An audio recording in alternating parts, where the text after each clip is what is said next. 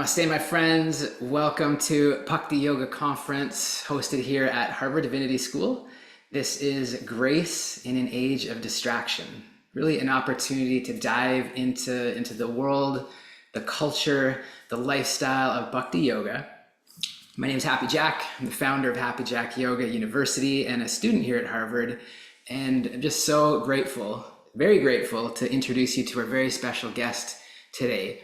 And really our hope is that you become inspired and you learn some tools, some practices, ways to incorporate Bhakti Yoga into your life. As of now, we have over 3,000 yogis who have registered, a nice, beautiful, intimate group of us who are here live.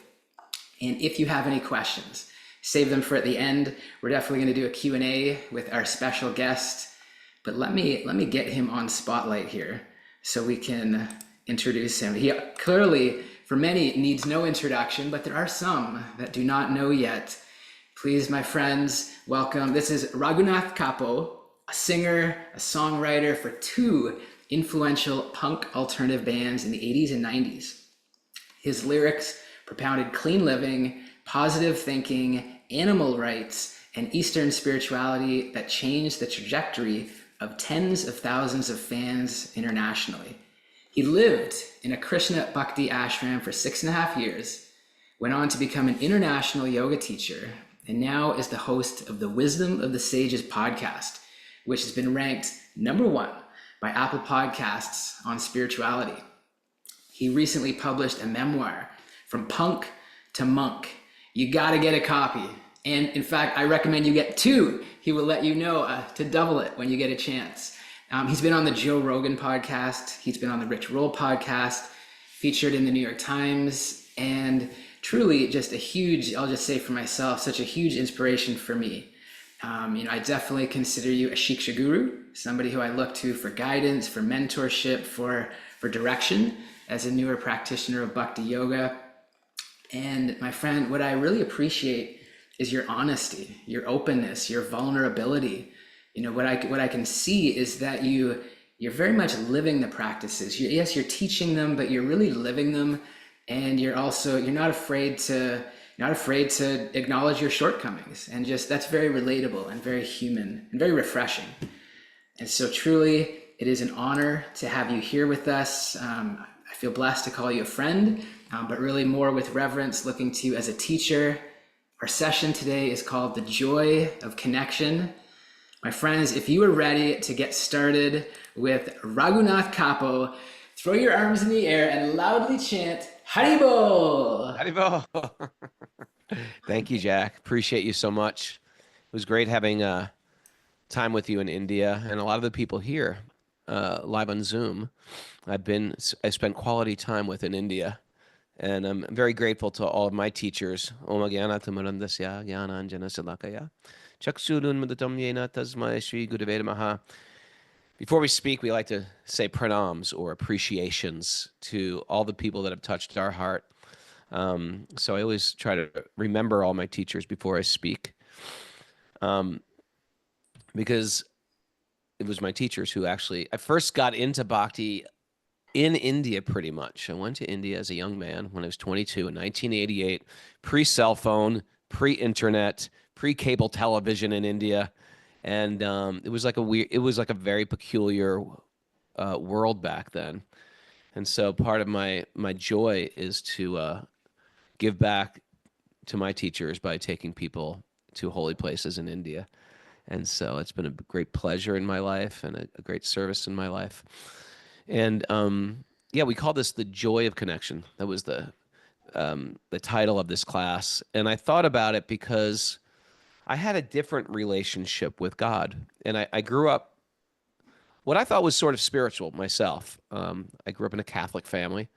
We did rosary after dinner, which is similar to chanting japa on our japa malas. We did japa on our rosary beads after dinner during Lent every day. My father was religious, but my father was sort of like an authority. I looked at God almost like my father, who was sort of God was an authoritarian in one sense. I grew up with this conception that God was a responsible, autocrat, and an authoritarian who gave blessings to good behavior and could punish severely for poor behavior. And then that was sort of like the Italian father. You better clear the table. You better take out the trash. You better unload the dishwasher. There was like a fear behind the love. And so, he was responsible, gave me an affectionate hug at night. But it was a dynamic where you have to stay in line. And that's how I sort of perceived God, that God is actually there to actually punish us for bad behavior. God is an all encompassing love of protection in a fatherly way. But also, if I had to dig deep into it, the threats of God were a little bit more severe than my Italian father. For example, if I was to come home late, my father might, punish me by not letting me use the car when I was 16, or he would just maybe give me the silent treatment. When I was little, he'd spank me. Um, but the God I learned in my spiritual upbringing was more of a God of you're going to go to hell, and hell was beyond a punishment. Hell was like go to your room eternally. Go to your room eternally, and then we're going to set the room on fire. It wasn't like we were supposed to learn something from like for example, okay, I learned a lesson, not supposed to stay out late. Next time, I'm not going to do that. There was always a second chance with an Italian father. But with God, it seemed like there's no second chances. This is it. Either shape up or ship out eternally and suffer eternally. And after a while, as I grew older, it didn't seem like a God of love anymore. It seemed like a God of sadism. And I started to re-question my Christianity that I grew up with. I went back, I reread the Bible as a teenager again and again, and I sort of read into it differently on my own. And then when I got into Eastern thought, which went from you are God, or that the material world is an illusion, because I got into Buddhism and I got into Upanishads. First of all, in Buddhism, was a very interesting technical way to separate myself from my emotions, from my senses, from my mind, and feel like, yeah, I'm just adding extra meaning to experiences.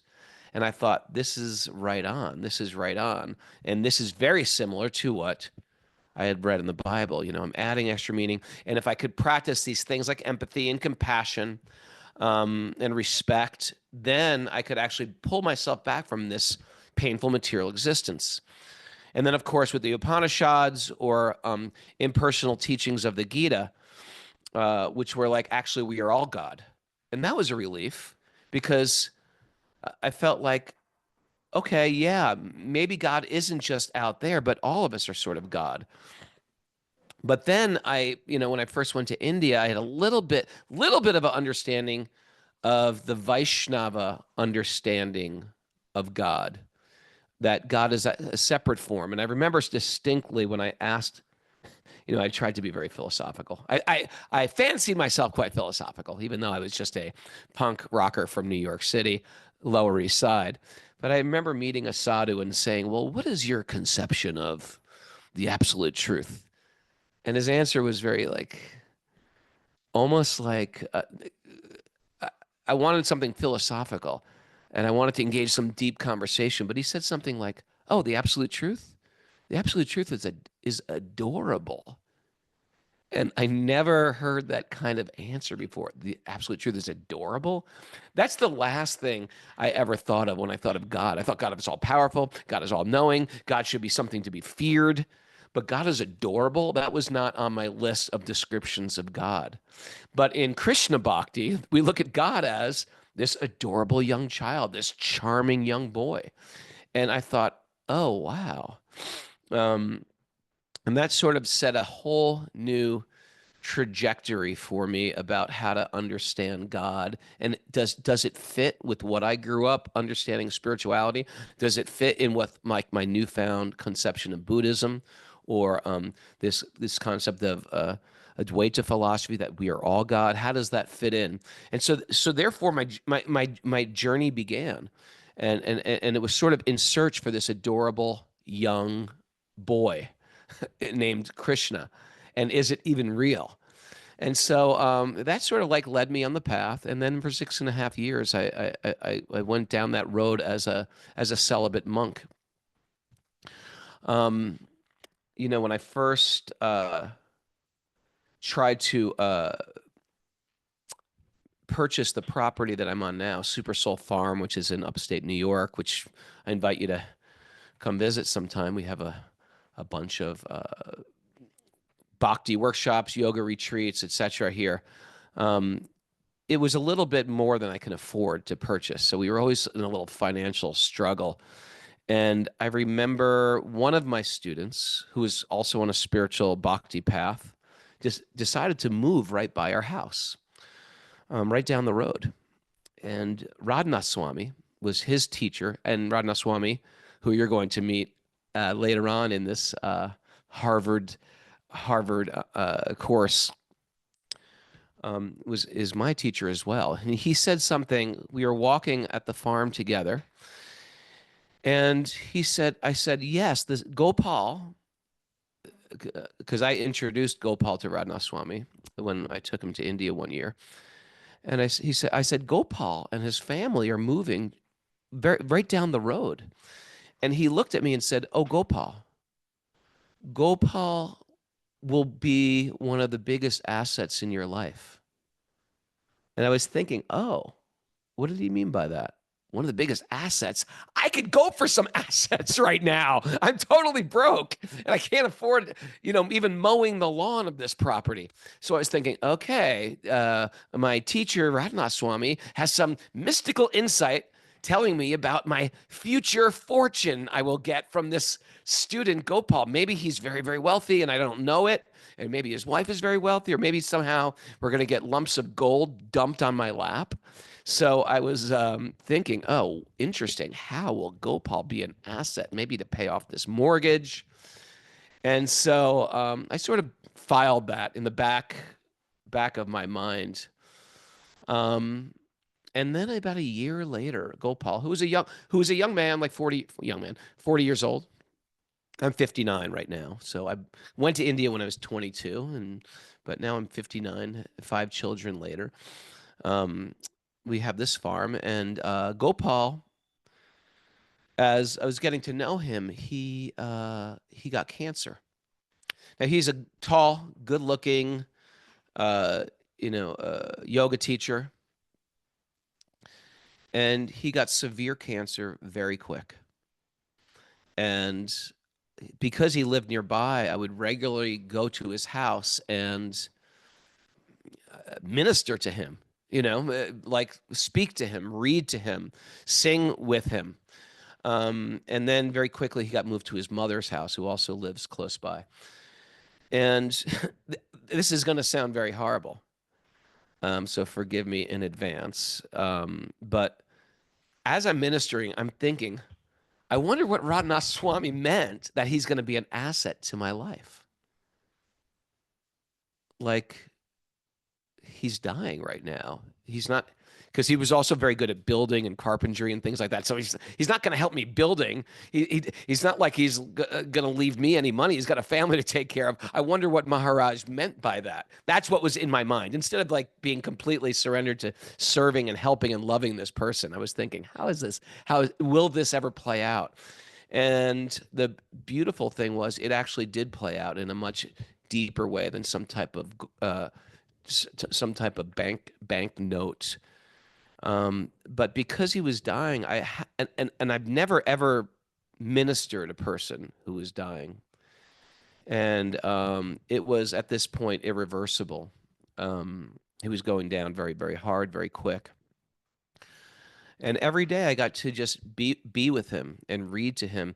But before I went there, I felt like I needed some advice. So I called a friend of mine who was a devotee, but he was also uh, a person who would go to people in the hospital, a chaplain in the hospital. And he would talk to people who were leaving their body and coach them in a spiritual way. And I said, I've never been with a person really dying that was coherent. What do I say to them? How do I not freak them out? How do I take them out of anxiety? How do I make them peaceful? He said, Raghunath, you have to, when a person's dying, they are living so much in fear of the future. Now, even if they're dying, their fear still exists. And it exists in, how will my family live without me? What is going to happen to my little children? What is going to happen to my spouse? What is going to happen to my mother? I've been providing for them. I've been a source of their happiness and joy. How are they ever going to live without me?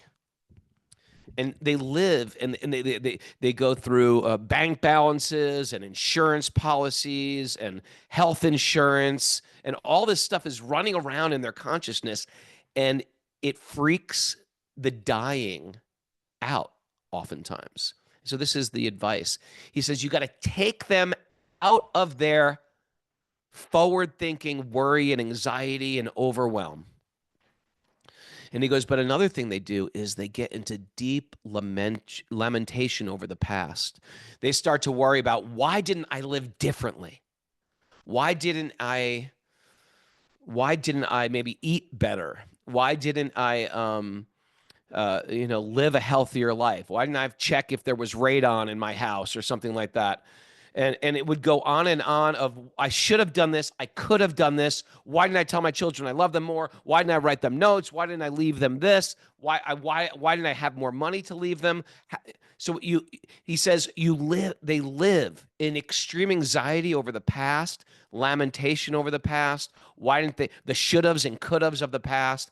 And they live in this extreme anxiety of the future. So the best thing you could do, Raghunath, is take them to the present and live with them in the present. And I thought to myself, oh, wait a second. That's exactly what, that's exactly what we were trying to do with our own spiritual life every day. It's the classic be here now of, Ram Dass's famous book, How Can I Be Here Now? And I realized, like, a person who's dying is like that, probably in extremes. And now I'm like that. I'm like that in a little bit. I'm thinking, yeah, in the future I got to worry about this and worry about that. In the past, I should have, could have done that better. But that's basically what we're doing. But then it's amplified. So I was thinking, okay, this is good advice. And so we decided the two things I'm going to do is I'm going to read to this person every time I see him, check in with them, read to him, and sing with him. It was very interesting. Singing with him was very interesting because we both felt a lot of joy just singing in kirtan together. And it's not like we had a big production. There was no drum, no other music. I just had the harmonium, and I was singing to him. And he was in like a hospital bed in his house, singing. And sometimes it was just a couple of us. And then he had some high school friends that came to stay with him, which was very sweet. But the high school friends would become agitated because we were sort of singing in joy, and they would pull me aside privately and say, why are you so happy? It's like, he's dying here. He's giving up everything. And you guys seem like you're oblivious to it, or you're not. I said, I'm not oblivious to it. I said, in spiritual life, we're not oblivious to our temporality. Matter of fact, that's the study of what we do every day. We study our temporality every day. Every time we read a book, it's talking about our temporality. It's talking about someone going through some personal hell and how to deal with it and get focused. So it's like, we're not sticking our head in the sand. We're not hiding from reality. A lot of people who are not into spirituality or who are staunch atheists say, you spiritualists are just looking for some pie in the sky when you die. No, we're not turning away from reality. We're facing reality. Reality is we are temporary beings suffering tremendously because I'm living in the future and lamenting over the past. And so a big part of our existence is to be here now with ourselves and with connection with God. And how do we do that in Bhakti? We do it through song, we do it through story. We do it through so many ways, but those are big ways. Song and story. Um, so anyway, it was interesting. Like they were upset that we were happy, but that happiness was there every time we got together. And it only wasn't there one day. One day I came and he was extremely sad. And he said something super poignant. He said to me, crying, Raghunath, what bad things did I do in my previous life so that I'm leaving my family, leaving my mother, leaving my wife, leaving my children at such a young age, leaving them with no father? What horrible things must I have done to get this type of karma? And sort of like it really took me by surprise. But forgive me if you've heard the story before, but sometimes it is good to hear the same stories again and again, because sometimes we digest them in different ways. But it really caught me off guard because I'm usually always have a good answer for everything, and I had really no answer. He caught me off guard. He was usually happy to see me, and now he was deeply sad, and I was thinking about his loss, what he will lose. I got caught up in my thinking about his future and his wife and his children and his home and his stuff. Everything that we value in this world, be it humans, pets, our stuff. A lot of times our home is our identity. Our career is our identity. Our beauty is our identity. That's why we freak out. I see a wrinkle, I freak out. I'm losing my hair, I freak out, right? Or sometimes we lose our home. We're fearful of losing our home. When the pandemic happened, I couldn't work any longer, and I was fearful of losing my home. And it was like when you lose your home or you lose your health, you lose your beauty or you lose your money when you go through a bankruptcy or something. It's as if you're losing yourself. And so he caught me off guard, and I just said, I don't know. Let's just read. And you ever have one of those magical days when you open a book and the book answers the exact question you were asking yourself? Ever have one of those days? That's what it was. It was one of these days because his last thing he said to me, what did I do to get such bad karma? What horrible things have I done to get this type of bad karma?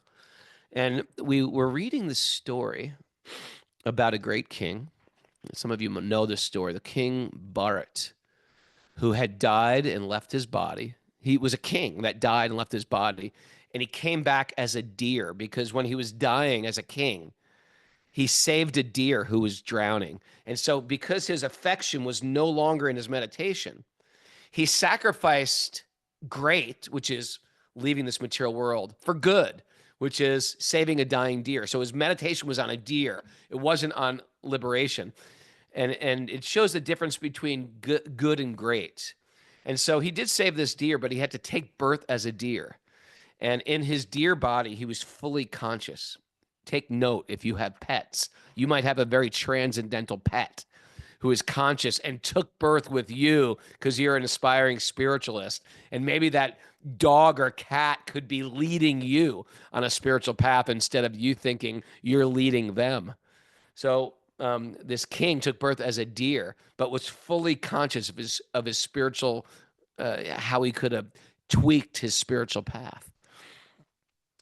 And then he took birth again as a human, but he played dumb his whole adult life.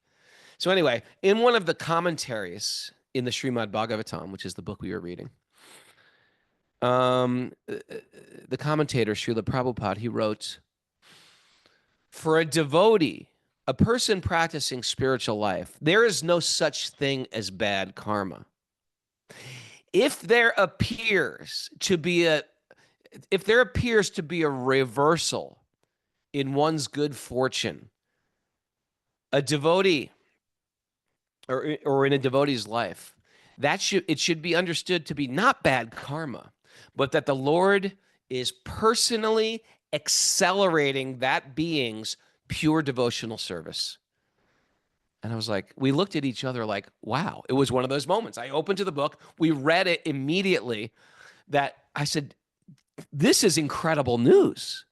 This is incredible news. The Lord is personally accelerating your pure devotional service, meaning every time since I've known you, where you've picked up your beads to meditate on, when you've gone to a holy place and bowed down, because he went to India with me a few times, as well as his mother did as well.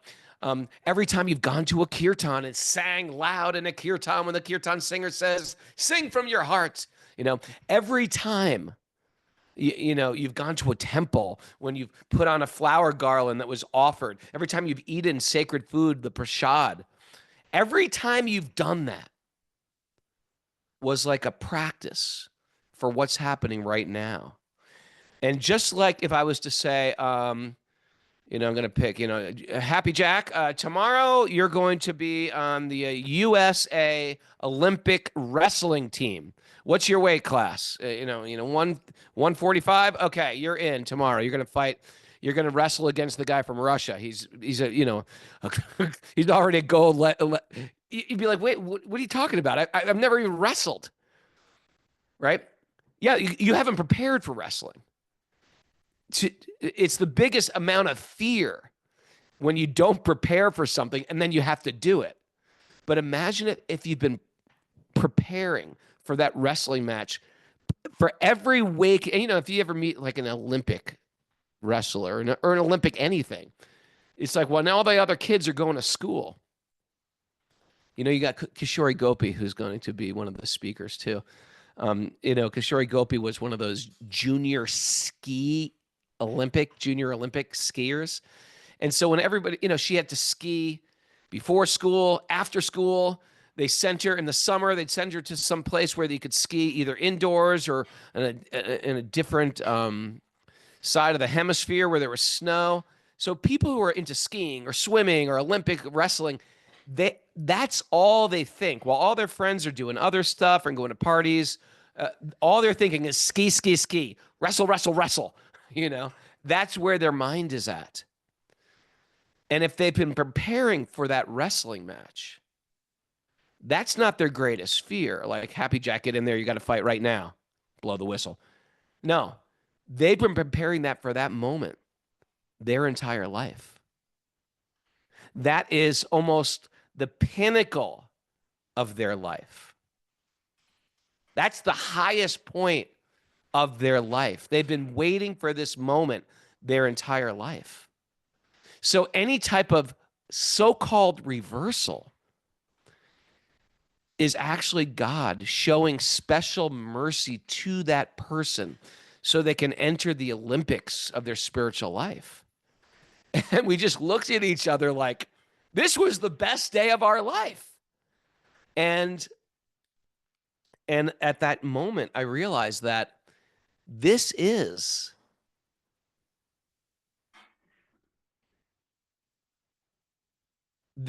joy.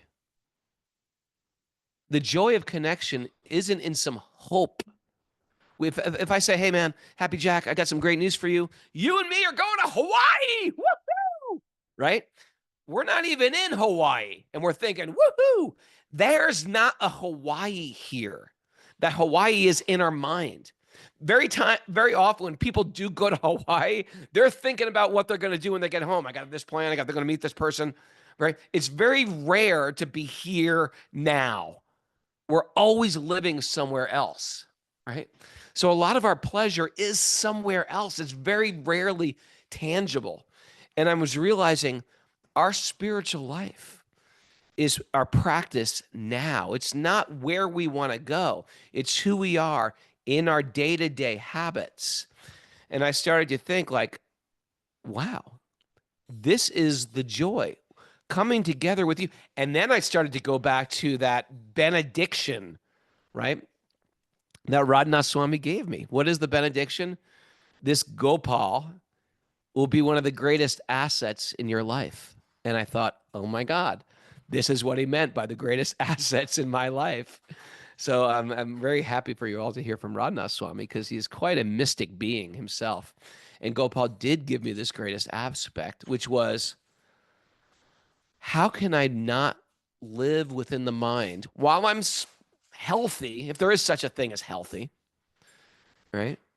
Because healthy isn't it really just temporary? Can I go from being like very healthy to the next minute being like going completely south with my health? So while I'm here healthy, flapping around for a few days, can I be here present in service, in joy? And on the most so-called materially tragic moments of my life, can I be here? Can I be here? Can I not be in my anxiety, my fear, my worry, my overwhelm, my pain? And can I be really right here? And so to wrap up this story, I was planning. We had a retreat at the farm with His Holiness Satchidananda Swami, who I think is also on this um, uh, uh, Harvard Divinity School speakers Conference, yeah. conference. And is Satchidananda Swami going to be on this as well, Yeah, he Jack? opened up. He was the opening speaker, and then Oh, Raghunath Swami, the closing speaker. oh my God. So Satchidananda Swami was at the farm, at our farm, and he was giving class, and we were having a whole weekend retreat. And we had about 50 people over, and it was quite exciting. We're all geared up, and Gopal said, I'm going to come to this. I'm so excited. And he rented one of those vans that could lift wheelchairs up because at this point, his his beautiful body was completely deteriorated. And he called me that morning, and he said, Raghunath, I'm so sad. This was like, I think, the few mornings after we had that reading. I'm so sad, Raghunath, because my body will not allow me to go. I just cannot even do anything. I won't have the strength to get in the vehicle. And he hung up the phone, and I was sad, and he was sad. And then he was at his mother's house, and I hung up, and I called back his mother, and I said, Jana, can I bring 50 people to your house today? And she goes, yes. I said, you don't have to do anything. I will cater it. I will have it catered. You just have to make room for 50 people and a Swami coming to your house today. And we had the whole retreat at his house. And it was great because they have like a sort of a country house also. It worked out great. And they had a back porch, which seemed like sort of like a stage. And we had a big kirtan. And here was Gopal in his wheelchair with his literally his body withering away. And if you were at that, and maybe some of you were at that with me. Oh, I think Martine was. She's writing on the message board. But Gopal, he made this little statement that was quite sanguine. He said, some of you have been into bhakti for a while, and some of you are very new. But if you're very new, I want you to know that all of this is real. It all works. And what is that working? That there is an adorable conception of reality. And it exists outside of your mind, outside of your past, and outside of your present. And our job and our work is to find some type of connection outside of a sensual experience. There's an internal experience. Now, you can use your senses to find that. We use it through sound, and we use it through, oh, I don't know if you can hear my dog losing his mind. Miss Mara, can you take care of that? Can you take care of Gus? My dog is rebelling. He's old. But anyway, Mara, help. We can't hear him in your You mic. can't hear him, but I can hear him. He's driving me insane. um, but anyway, there is a conception of the absolute truth. And when I connect with that joy, with that God, I can get out of my worry and out of my past. And here's a person I'm witnessing dying, experiencing deep joy. And he's got nothing materially to be joyful about. He's losing everything. He's losing his beauty. He's losing his spouse. He's losing his little children. He's losing his mother. He's losing his home. He's losing everything that we hold valuable. He's losing. And yet he's experiencing joy. And when you see someone in such an extreme, materially miserable situation, we can understand there is something more. And that was a great asset. That was a great contribution. That was a great gift that was given to me, to witness that, to be with him, and to take me out of my own stuff of this material wet realm that gives me a little bit of pleasure, gives me paltry pleasure. But real joy, that comes from really going deeper and really going inside.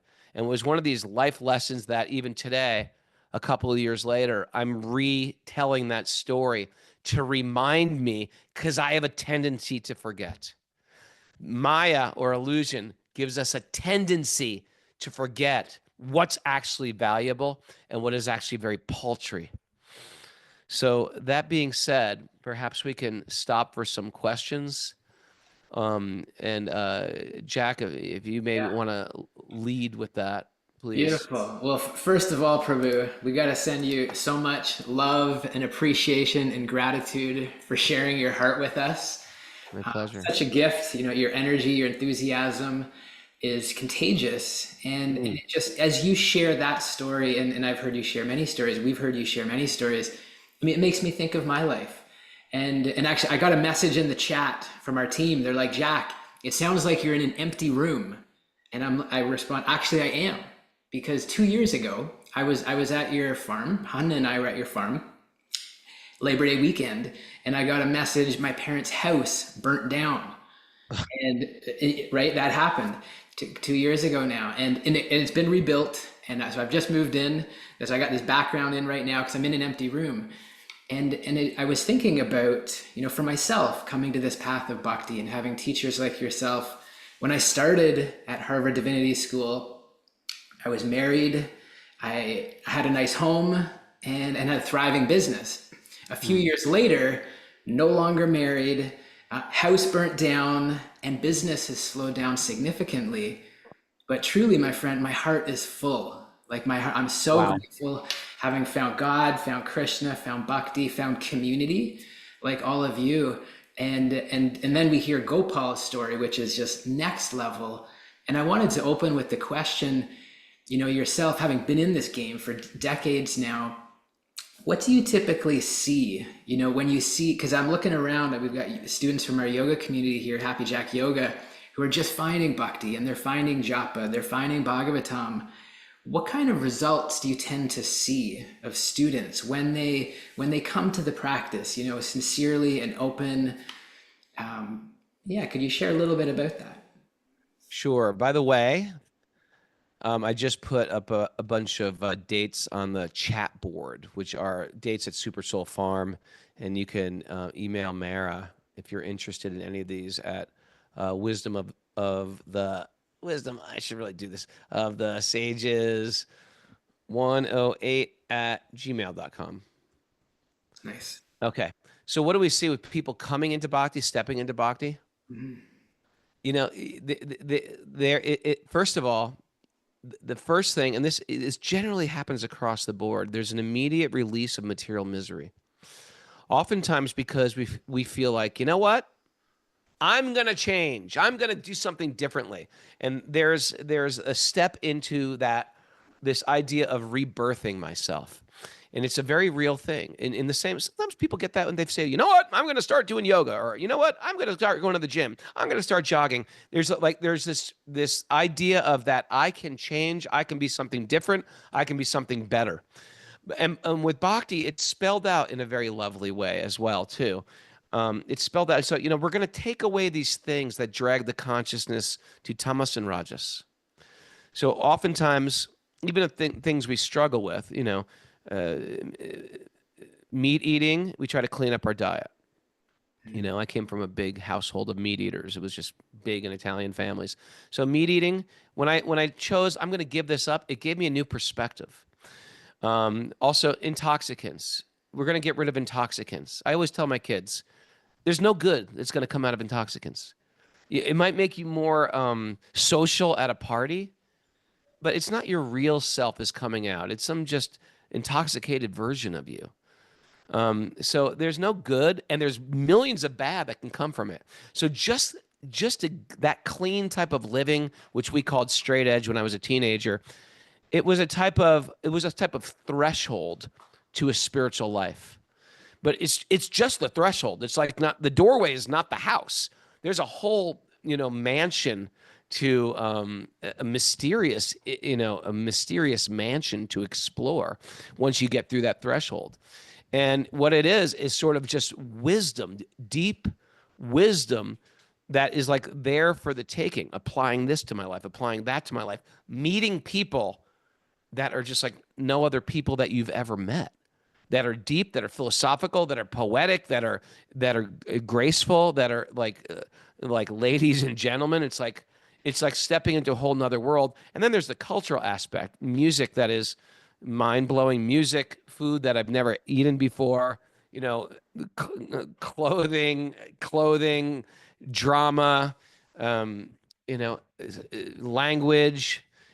So what I found was, when I find in a lot of students is they go through initial type of piece of joy, and Krishna grants that type of joy, that be here now joy that you don't mind something that you've sacrificed.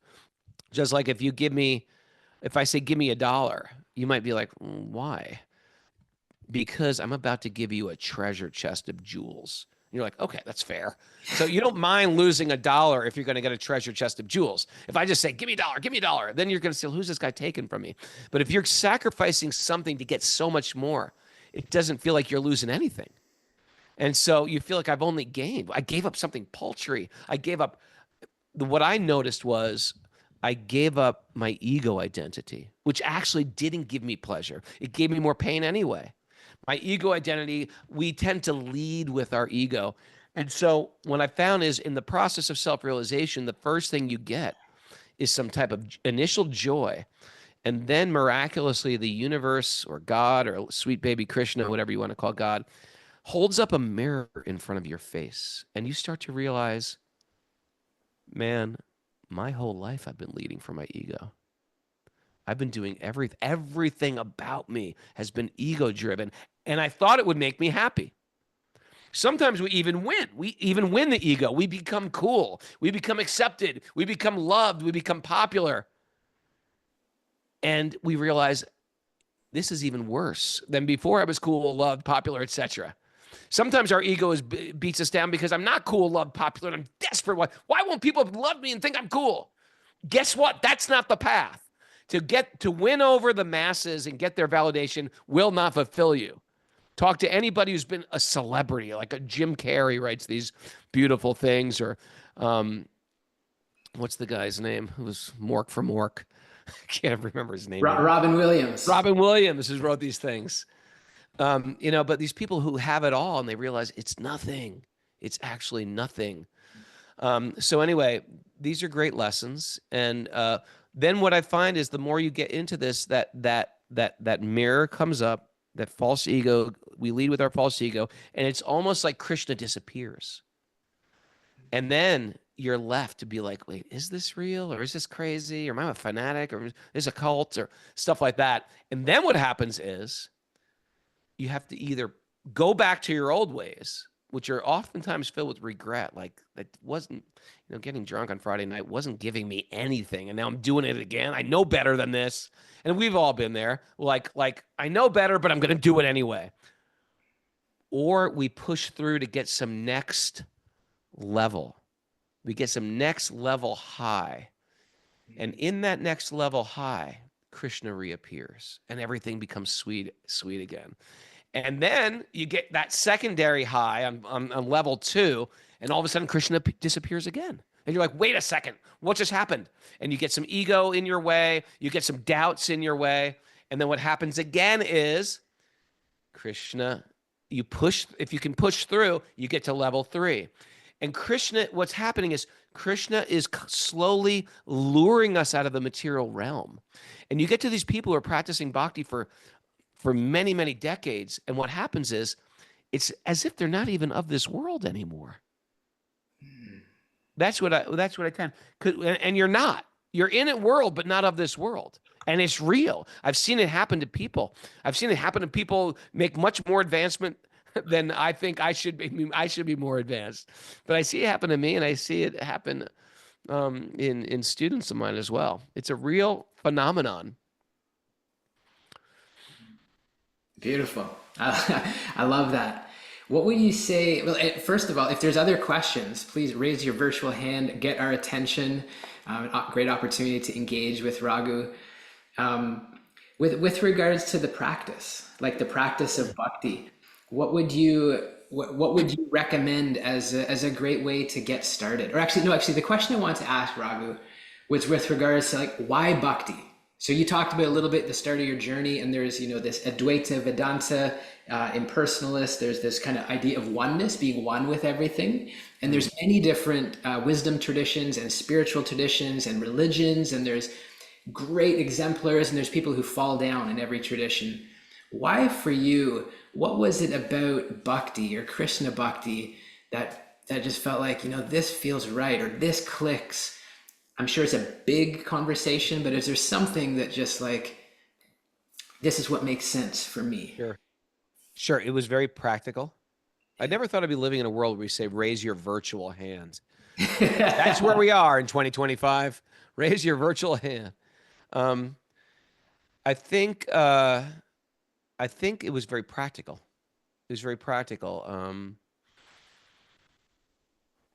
In one sense, a lot of other paths, they demand an isolation. They demand an isolation from the world, an isolation from your senses, an isolation from any type of material enjoyment. And so with bhakti, I felt like to be very in the world. You sort of can be in the world, just but not of the world. I didn't feel, and though even as a monk, I went through a period of just sort of cutting things off. I felt like it was a necessary thing for me to sort of recalibrate and find how I want to relate to relatives, friends, etc. on my terms, where I wasn't so codependent, where I'd become whatever my environment was like. So for me, it was a practical thing. It was a sort of a balance thing. Although it might have appeared to be somewhat extreme, I think nowadays people can just add bhakti to their life in whatever they're doing, and they can get a very good a very good high from it. It can just it can just it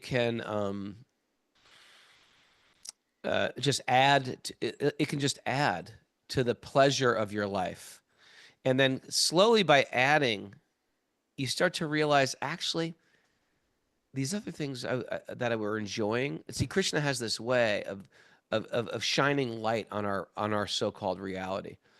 And our we're actually, even if we're not addicts, we're all addicted to the material realm.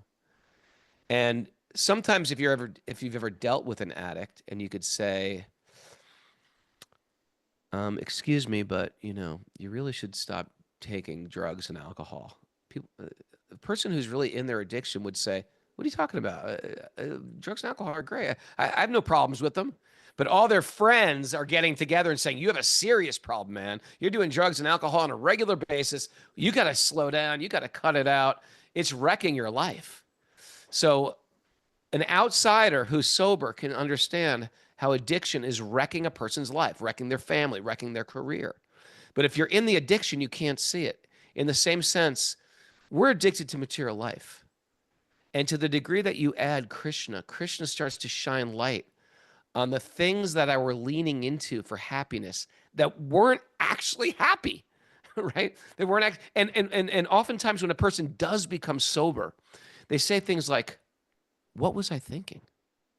I couldn't believe what I was doing, what I did. And in a 12-step program, they go through their amends. I can't believe all the people I were hurting, all the toes I was stepping on, all the lives I plowed over due to my self-absorption in my addiction.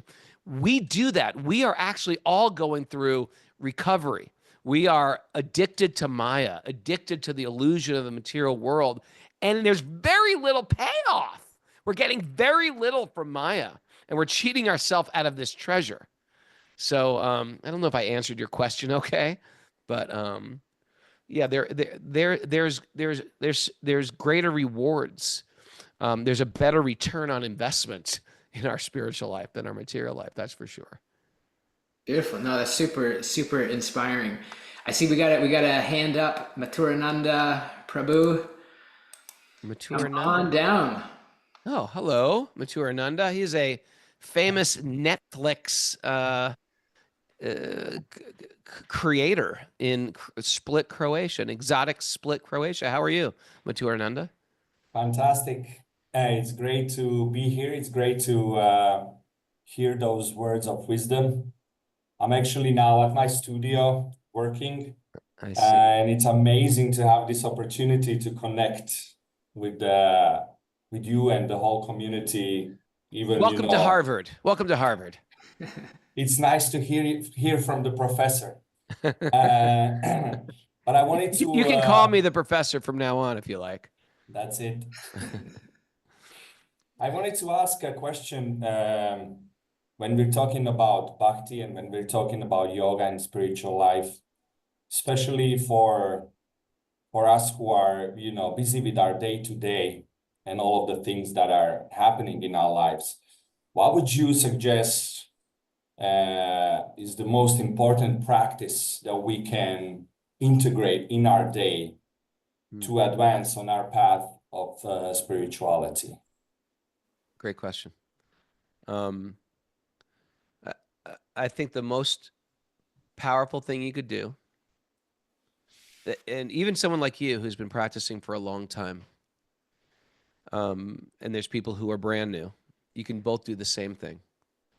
You can take 15 minutes to chant one round of japa very well.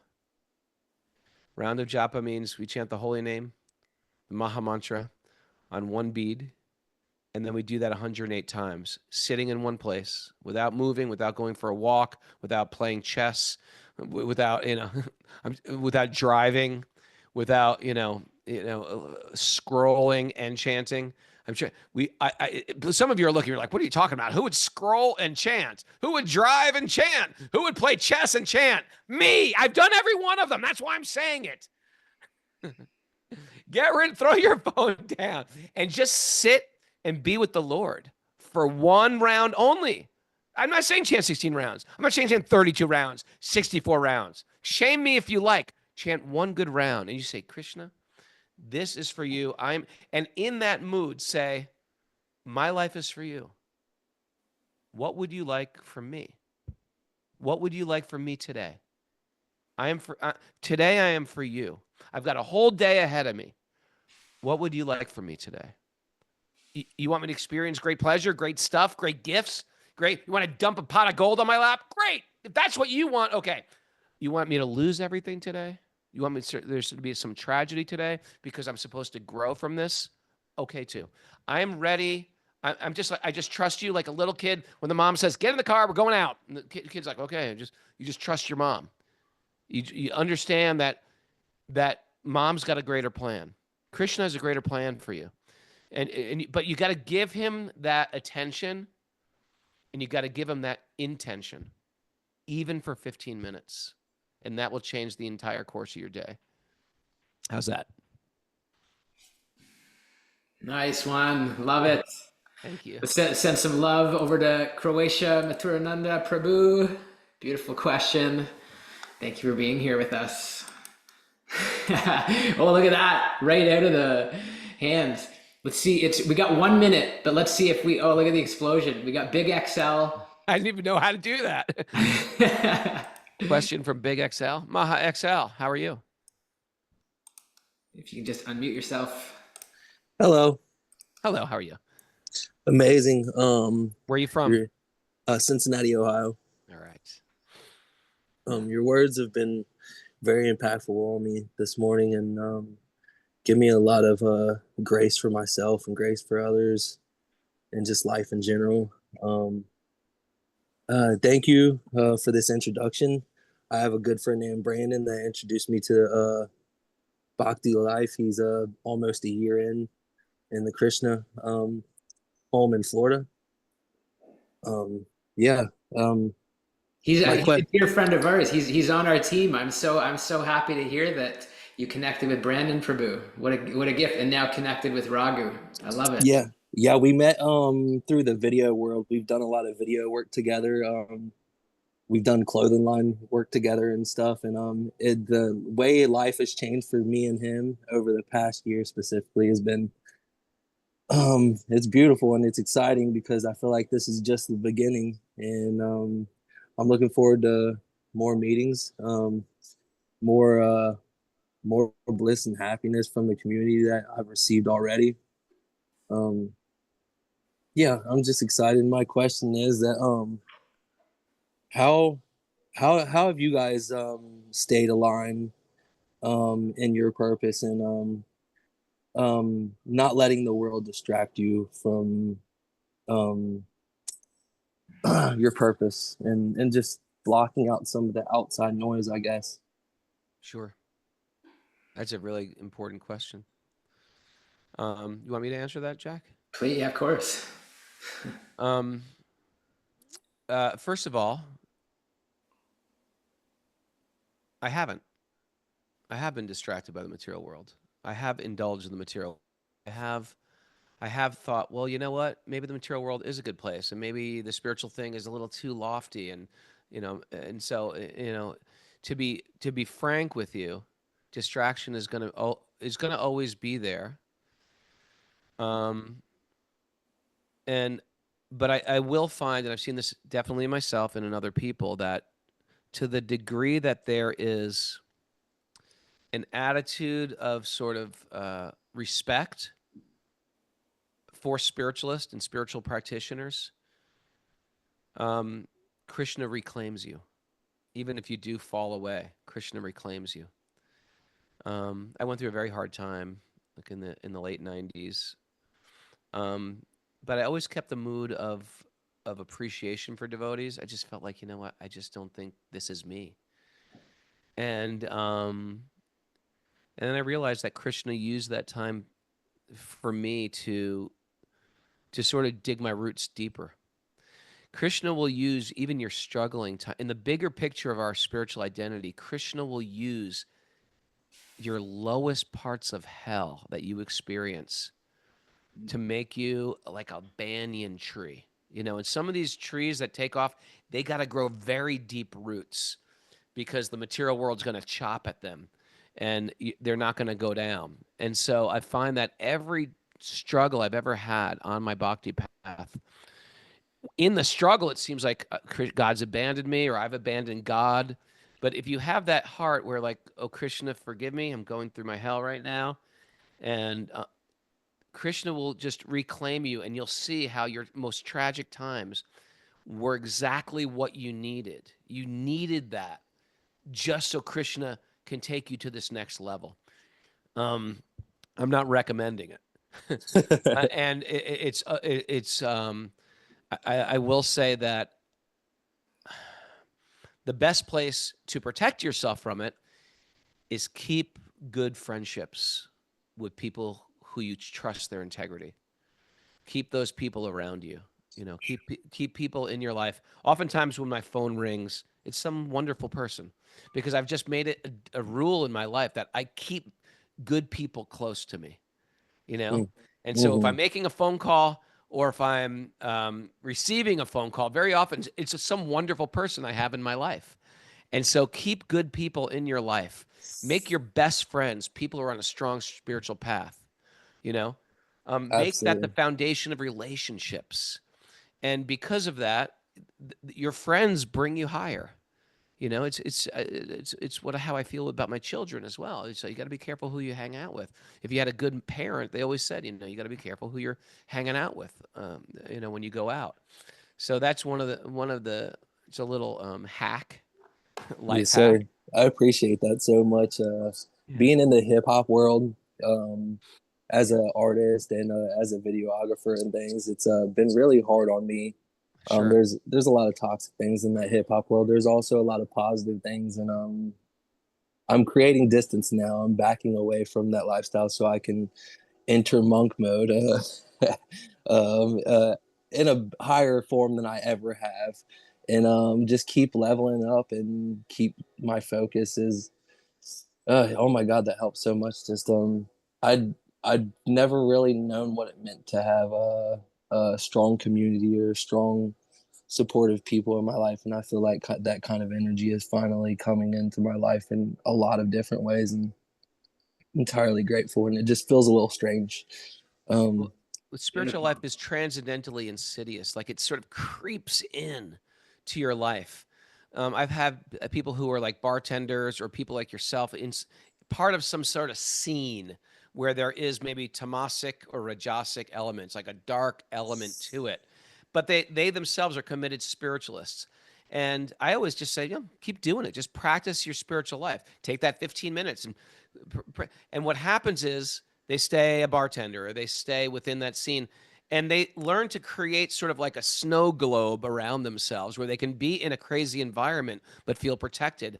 Or what they realize is, no, I actually need something completely different. mhm. And then Krishna re-navigates them. And they take what they have. You don't sometimes give up what you have. You just do what you have in a more refined way. And that's what I found in my life. I was a singer for a hardcore band. We didn't drink, we didn't smoke, we were straight edge. It was pretty good for the most part. But for me, it wasn't spiritual, and I wasn't. I needed something with more mental discipline, and so I just gave it up, thinking, okay, I'm just going to give this up. But only 2.5 years later, Krishna gave the entire thing back, and I did the same thing with a bunch of monks. We did basically the same thing. We started a record Yes. label. We started a record label. We went on tour. We booked tours, but we did it in that type of snow globe where we can be in the world but not of the world, almost Mm. like a submarine is going within the ocean, but it's not getting touched by the water. And so Krishna is going to take what you're good at and let you keep what you have, but he wants to see that you want him. And when you say, "I want Krishna," I don't want illusion anymore. I want truth. I want truth. I want reality. I want love. I don't want illusion. I don't want lust. I don't want greed. That's not who I am. That's not going to give me what I want. When you make that choice for north instead of south, that is a constant petition to Krishna to enter your mind and heart. And he's going to change your world in a cooler way than you can even imagine. Boom, mic drop. I love it. Yes. So inspired for you. Big XL, beautiful question, beautiful heart you have, and can't wait to see the way that you use your gifts now in service. So let's send some huge love, high vibes down Florida. Big XL in the house.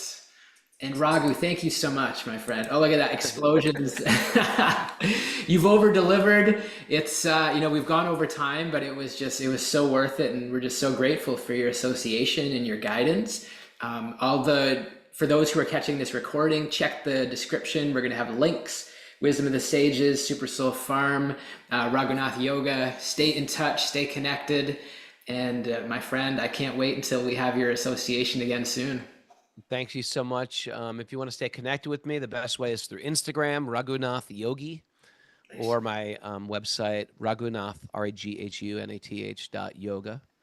And yeah, I just announced that I'm doing a pilgrimage on October 29th. Devaprayag, Rishikesh, Haridwar, Jaipur, and Govardhan and Vrindavan. So I'm really looking forward to pilgrimage again. I just got back from India like 2 weeks ago. I was like, I can't wait to go back to India. But this is just you get so passionate about it, and some of the most common things people say is, I can't stop thinking about India. I'm sure you feel the same way because you just got back from a sweet trip. Absolutely. Well, thank you. Thank you so much for Thanks, your everybody. time. And wishing everybody amazing rest of the day. If you have the time, my friends, we've got another speaker in 1 hour. Jess, we just heard like a charismatic storyteller guy living it for decades with Raghu. Now we're listening to a scholar and how kind of you understand the wisdom behind it as well. So if you want to join us an hour, please do. But until then, my friends, make it an amazing day.